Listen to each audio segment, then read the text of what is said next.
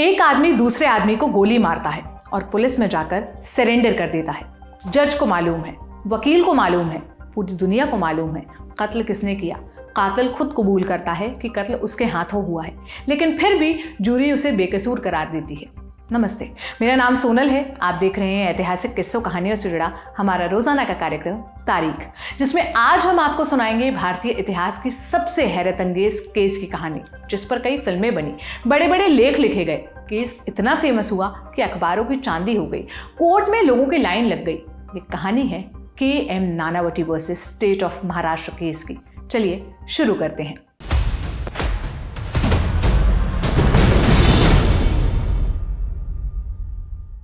तारीख 27 अप्रैल 1959। जगह बॉम्बे का एक पुलिस स्टेशन। सफेद रंग की नेवी की ड्रेस पहना एक शख्स पुलिस स्टेशन में दाखिल होता है और वहां मौजूद इंस्पेक्टर लोबो से कहता है, मैंने एक आदमी को गोली मार दी है। इंस्पेक्टर लोबो जानते थे किसकी बात हो रही है। वो कहते हैं, वो आदमी मर चुका है। मुझे अभी गामदेवी पुलिस स्टेशन से ये मैसेज मिला। लंबे कद का वो शख्स अभी भी खड़ा हुआ था। उसके चेहरे पर कोई हाव भाव नहीं था। लोबो उससे पूछते हैं, क्या आप चाय पियेंगे? वो जवाब देता है, नहीं, बस एक गिलास पानी, और इसके बाद कुर्सी पर बैठ जाता है। कत्ल के बाद सरेंडर को तैयार इस शख्स का नाम था KM नानावटी। नानावटी पारसी कम्युनिटी से बिलोंग करते थे और इंडियन नेवी में लेफ्टिनेंट कमांडर थे। उनकी एक पत्नी थी, स्लीविया। इंग्लैंड में पली बड़ी स्लीविया से 1949 में उनकी शादी हुई थी। 3 बच्चे हुए, 2 बेटे, 1 बेटिया। जिंदगी सामान्य थी। नानावटी, जैसा उनका दावा था, स्लीविया से बहुत प्यार करते थे, लेकिन फिर एक दिन इसी प्यार के चलते वो खूनी बन गए। कैसे? साल था 1959। नानावती कई महीने समंदर में गुजारने के बाद वापस बॉम्बे लौटे, लेकिन पिछली बार से उलट इस बार उन्हें स्लीविया के बर्ताव में कुछ चेंज नजर आया। पहले तो उन्हें लगा पत्नी इसलिए नाराज है क्योंकि महीनों से उन्होंने समंदर में रहकर काम किया, जिसके चलते दोनों कम वक्त साथ बिता पाए। लेकिन फिर जब कई दिनों तक स्लीविया का बर्ताव नहीं सुधरा तो उन्होंने उससे 2 टूक वजह पूछ डाली। स्लीविया ने जो कहानी सुनाई उसने नानावटी को सख्ते में डाल दिया। स्लीविया को किसी और से प्यार हो गया था। बॉम्बे के बिजनेसमैन प्रेम आहूजा से एक पार्टी में स्लीविया की मुलाकात हुई और धीरे धीरे दोनों प्यार में पड़ गए। नानावटी ने यह कहानी सुनी और चुपचाप घर से बाहर निकल गए। घर से वो सीधे नेवल हेडक्वार्टर पहुंचे। वहां उन्होंने अपनी सर्विस रिवॉल्वर इशू करवाई। इसके बाद उन्होंने अपनी गाड़ी एक बार फिर बम्बई की सड़कों पर दौड़ा दी। अब की बार उनकी मंजिल थी बॉम्बे की मालाबार हिल्स के पास जीवन ज्योति बिल्डिंग। ये वही बिल्डिंग थी जिसमें प्रेम आहूजा रहते थे। नानावटी घर में घुसे और आहूजा से कुछ बात करने लगे। कुछ देर बाद बाहर काम कर रहे नौकर को कांच टूटने की आवाज सुनाई दी। चंद सेकंड बाद अंदर से गोलियों के चलने की आवाज आई। नौकर अंदर दौड़ा। उसने देखा कि टॉवेल और खून से सना प्रेम आहूजा का शरीर फर्श पर पड़ा हुआ है। बंदूक नानावटी के हाथ में थी। प्रेम आहूजा की बहन मैमी नानावटी भी वहां मौजूद थी। उन्होंने नानावटी की ओर देखा।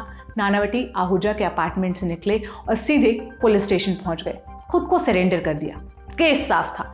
नानावटी की पिस्तौल से चली गोली से आहूजा की मौत हुई थी। नानावटी को सजा मिलना तय था, लेकिन इस केस के दौरान जो हुआ उसकी किसी को उम्मीद नहीं थी।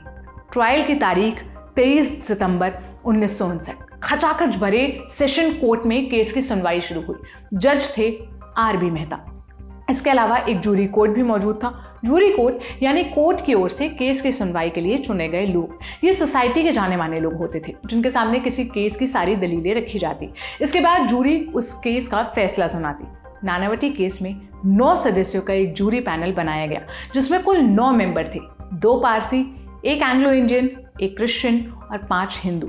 सरकार की तरफ से chief public prosecutor CM Trivedi ने नानावटी पर प्रेम आहूजा की इरादतन हत्या का चार्ज लगाया। डिफेंस की तरफ से famous criminal lawyer Karl J Khandalavala case लड़ रहे थे। खंडालावाला ने कोर्ट में दलील शुरू की। बोले, नानावटी ने प्लान कर मर्डर किया था। सबूत पेश किए। 24 गवाहों की गवाही हुई। जिन इंस्पेक्टर लोबो के सामने नानावटी ने सरेंडर किया था उनकी गवाही भी हुई, लेकिन लोबो के सामने नानावटी के कबूल माने को जूरी ने नहीं माना, क्योंकि गवाही मैजिस्ट्रियल सुपरविजन में नहीं हुई थी। लोबो ने कोर्ट में लिखकर कहा, नानावटी ने जब सरेंडर किया तब उन्होंने अपना ऑफिस ड्रेस पहना हुआ था, सफेद ड्रेस। इस ड्रेस में खून का एक भी धब्बा नहीं था। लोबो के इस बयान के बारे में आहूजा का केस लड़ रहे वकीलों ने कहा, ऐसा इसलिए हुआ क्योंकि नानावटी ने आहूजा को जानबूझकर दूर से मारा ताकि कोई सबूत न रह जाए। अब बारी नानावटी के बयान की थी। उन्होंने कोर्ट में एक दूसरी कहानी सुनाई। उनके अनुसार वो हत्या नहीं, महज एक हादसा था। नानावटी ने बताया कि उस रोज वो आहूजा के पास इसलिए गए थे ताकि उससे ये पूछ सके कि क्या वो स्लीविया से शादी करेगा। नानावटी के मुताबिक प्रेम आहूजा ने बात करने की बजाय झगड़ना शुरू कर दिया। बकौल नानावटी, प्रेम आहूजा ने उनसे कहा, क्या मैं हर उस औरत से शादी कर लूं जिसके साथ मैं बिस्तर पर सोया हूं? Get off from here. Nanavati ने आगे बताया, इसी बात पर उन दोनों के बीच झड़प शुरू हो गई। नानावटी के हाथ में जो रिवॉल्वर थी वो नीचे गिर गई। नानावटी और आहूजा दोनों ने उसे उठाने की कोशिश की और इसी झड़प के दौरान गोलियां चल गई। अपने पक्ष में नानावटी ने तर्क दिया कि अगर वो सच में प्रेम आहूजा को मारना चाहते तो वो घर में घुसते ही गोलियों से छलनी कर सकते थे। ये दलील कितनी पुख्ता थी ये तय होना अभी बाकी था। लेकिन इस बीच एक और ड्रामा था जो कोर्ट के बाहर तैयार हो रहा था। उस दौर में ब्लिट्ज नाम की एक पत्रिका निकला करती थी जिसके एडिटर थे रूसी कारंजिया पारसी समुदाय से आते थे। नानावटी केस में उन्होंने खुल्लम खुल्ला नानावटी का पक्ष लिया था। अपने अखबार में 4-4 पन्ने की कवरेज की। ब्लिट्ज वीकली पेपर था। इसके बावजूद नानावटी केस की जैसी कवरेज ब्लिट्ज ने की, कोई दूजा अखबार नहीं कर पाया। इधर पब्लिक भी धीरे धीरे नानावटी को सपोर्ट करने लगी थी। कमांडर नानावटी नेवी में थे, ऊपर से गबरू जवान, लंबा कद, ठुसा हुआ कदीला बदन, सफेद रंग की ड्रेस और खामोश आंखें। कोर्ट में जब वो खड़े हुए तो देखने वालों का तांता लग गया। चाहने वालों में महिलाओं की संख्या ज्यादा थी। नानावटी की दीवानगी ऐसी थी कि कोर्ट की गैलरी में लड़कियां सज धज कर आती थी। द न्यूयॉर्क की जर्नलिस्ट एमिली हाइन के मुताबिक लड़कियां ऐसे सज कर आती जैसे ओपेरा जा रही हों। इस केस में सब कुछ था, रिवेंज, लव ट्रायंगल और कोर्टरूम ड्रामा, और इसका सबसे ज्यादा फायदा ब्लिट्ज अखबार को मिला। बताते हैं कि केस के दौरान शनिवार को आने वाले इस अखबार को खरीदने के लिए लोग शुक्रवार को ही न्यूज़पेपर स्टैंड पर जुट जाते थे। 25 पैसे का ये अखबार उस दौर में 2 रुपए तक बिका। बाहर जब ड्रामे का ये हाल था, कोर्ट में क्या चल रहा था? नानावटी के बाद कोर्ट में उनकी पत्नी स्लीविया पेश हुई। उनका बयान अहम था। सबकी नजरें स्लीविया की तरफ थी। उन्होंने बोलना शुरू किया, आहूजा के साथ जब तक मैं फिजिकल नहीं हुई थी तब तक वो हमेशा वादे करता था कि वो मुझसे शादी करेगा, लेकिन जब हम दोनों ने सेक्स कर लिया उसके बाद वो अपनी बात से पलट गया। यहाँ स्लीविया ने वही बात दोहराई जो नानावटी ने कही थी। बकौल स्लीविया, उन्होंने नानावटी को प्रेम आहूजा से संबंधों के बारे में बताया। जब नानावटी ने उनसे पूछा कि आहूजा स्लीविया से शादी करेगा, स्लीविया ने इस बात का कोई जवाब नहीं दिया। नानावटी ने उनसे कहा कि वो आहूजा से मिलने जा रहे हैं। स्लीविया के अनुसार उन्होंने नानावटी को रोकने की बहुत कोशिश की और ये भी कहा कि आहूजा उन्हें गोली मार देगा। इसके बावजूद नानावटी आहूजा के पास चले गए। बहस काफी हो चुकी थी, लेकिन इस पूरे केस में एक सवाल अब भी बना हुआ था। डिफेंस ने कोर्ट में कहा कि नानावटी के सर्विस रिवॉल्वर इशू कराने से यह साफ जाहिर था कि उन्होंने हत्या की प्लानिंग की थी। कोर्ट में जब नानावटी से यह सवाल पूछा गया तो उन्होंने दावा किया कि वो मैं खुद को गोली मार लेना चाहते था। यही बात स्लीविया ने भी दोहराई। पक्ष विपक्ष के तमाम दलीलों के बाद अब बारी थी कोर्ट के फैसले की। दुनिया जानती थी कि खूनी कौन है, फिर भी फैसले के दिन कुछ अजीब हुआ। तारीख 21 अक्टूबर 1959। जज ने जूरी से फैसला सुनाने के लिए कहा। शाम के 4:30 बज रहे थे। जूरी ने कुछ वक्त मांगा। घंटे बीते, लोगों की भीड़ बढ़ी। जूरी शाम को 7:30 बजे लौटी और फैसला सुनाया, कमांडर नानावटी मर्डर के दोषी नहीं है, नॉट गिल्टी। जूरी ने प्रेम आहूजा की इरादतन हत्या करने के आरोप को भी खारिज किया। इस फैसले के पक्ष में जूरी के 9 में से 8 मेंबर ने अपना मत दिया और जैसे ही फैसला आया कोर्ट रूम में तालियां बजने लगी। अधिकतर लोग खुश थे कि नानावटी बच गए, लेकिन इसी बीच सेशन कोर्ट जज मेहता ने एक बात कही जिससे मंजर में खामोशी छा गई। जज मेहता ने जूरी के फैसले के बावजूद केस को बॉम्बे हाईकोर्ट में रेफर कर दिया। कहा, इंसाफ के लिए ये जरूरी है। हाईकोर्ट में नानावटी केस में डिफेंस की सारी दलीलें काम नहीं आई। हाईकोर्ट में नानावटी को दोषी माना गया।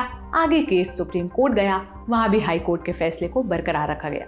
नानावटी को जेल भेज दिया गया। मुंबई के गवर्नर ने इंडिया के संविधान का हवाला देते हुए कहा कि नानावटी केस की नेवल कस्टडी पेंडिंग है। सुप्रीम कोर्ट में इसको लेकर याचिका भी दायर हुई।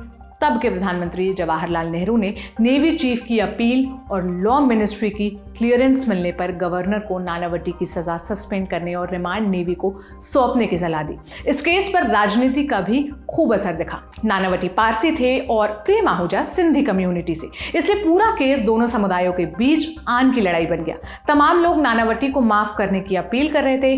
ब्लिट्ज ने तो नानावटी को माफी देने को लेकर फ्रंट पेज लगभग एक कैंपेन से चला दिया। सरकार के कई लोग भी नानावटी की वकालत कर रहे थे, फिर भी सरकार डरी हुई थी। नानावटी को रिहा करने से सिंधी नाराज हो गए थे, लेकिन तभी एक दूसरा मामला सामने आया जिसने नानावटी केस पर बड़ा असर डाला। एक सिंधी ट्रेडर हुआ करते थे, भाई प्रताप। उन्हें फर्जी लाइसेंस मामले में जेल हो गई। भाई प्रताप को सिंधियों का सपोर्ट था, उनकी रिहाई की मांग की जाने लगी। तर्क दो दिए गए, क्राइम छोटा है और दूजा फ्रीडम फाइटर बैकग्राउंड। ऐसे में वरिष्ठ वकील राम जेठमलानी सामने आए और उन्होंने एक समझौता कराया। शर्त यह थी कि भाई प्रताप की रिहाई के एवज में नानावटी भी रिहा हो जाएंगे। दोनों पक्ष तैयार हो गए। इसके बाद प्रेम आहूजा की बहन मैमी ने लिखित में नानावटी को माफ करने के लिए अपील की और मुंबई की गवर्नर रही विजयलक्ष्मी पंडित ने एक ही दिन नानावटी और भाई प्रताप दोनों को जेल से रिहा कर दिया। तारीख थी 17 मार्च 1964। 3 साल से कम वक्त जेल में रहने के बाद नानावटी जेल से रिहा हो गए। कुछ वक्त तक मुंबई में रहने के बाद वो फैमिली के साथ कनाडा शिफ्ट हो गए और फिर कभी नहीं लौटे। साल 2003 में कमांडर नानावटी की मौत हो गई। हालांकि उनका ये केस हमेशा के लिए फेमस हो गया। केस के अजीबोगरीब फैसले के कारण ये कानूनविदों के लिए तो मिसाल बना ही, साथ ही इसके बाद भारत में जूरी कोर्ट की व्यवस्था भी पूरी तरह से समाप्त हो गई। तो ये तारीख का एपिसोड था जो लिखा था मेरे साथी कमल ने। आपको कैसा लगा प्लीज कमेंट बॉक्स में बताइएगा। देखते रहिए लल्लन टॉक। शुक्रिया।